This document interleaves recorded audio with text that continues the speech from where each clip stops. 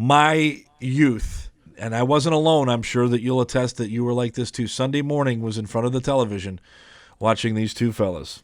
Let me see. That looks all right. Okay, all right. We'll pretend. All right, I'll take it easy with that. We'll just pretend that we're organizing a baseball team here at the retired actor's home. And I am the manager. Now... You're going to be the manager of the retired actors baseball team? Yes. I would like to join the retired actors baseball team. Oh, you would? And I would like to know some of the guys' names on the team, so if I want to play with them, I know them, and I meet them on the street or in the home here, I can say hello to them.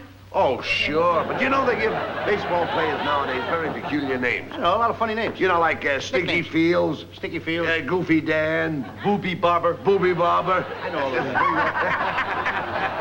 names. Well, let's see now. We have on our team, we have who's on first, what's on second, I don't know who's on third. That's what I want to find out, the guy's names. And then, That's what I want to find out, the guy's name. I'm telling you, who's on first, what's on second, I don't know who's on third. Now, Abbott, you going to be the manager of the baseball team? Yes. You know the guy's names? Well, I should. Well, then you tell me the guy's names on the baseball team. I say, who's on first, what's on second, I don't know who's on third. You ain't saying nothing to me yet. Go ahead. Pretty funny stuff. That's of course, the beginning of their Who's On First act that was made famous, of course, on television. But another great duo that really took advantage of the medium of radio. What's your memory of Abbott and Costello, Bob?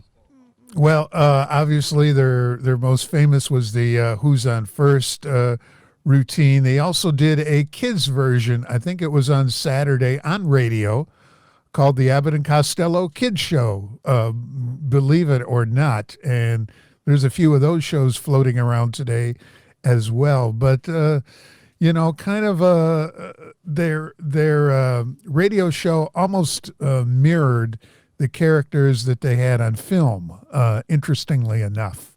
Well, I took very good interest in. Do you remember they met Dracula on one episode, or they Frankenstein on another episode? So there was always some mystery. And but I tell you, I remember they did a show called the Hatfield, the Winfields and McCoys, and I always felt slighted with that because I'm a descendant of the Hatfields, believe it or not. I don't know if I shared that with you, but yeah, I'm like a distant cousin, but I'm a descendant of the Hatfields, and I was always fascinated why they changed it to the Winfields and McCoys instead of what it was, which was the Hatfields.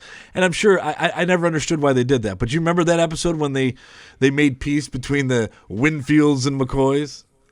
Oh boy, that was an interesting one to say the least. What do you remember about that? Because that's the kind of shows that they would just put themselves, whether it was that situation or another situation with Dracula, they just put themselves, in comedy situations, and it was just like the straight man and the comedy fool, and it was magic. No.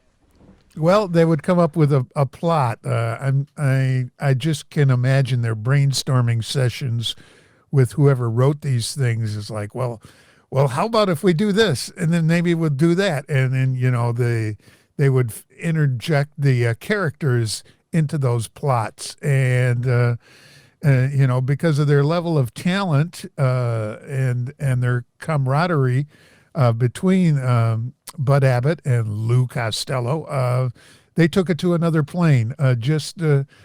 I would have to guess that some of those routines were not scripted.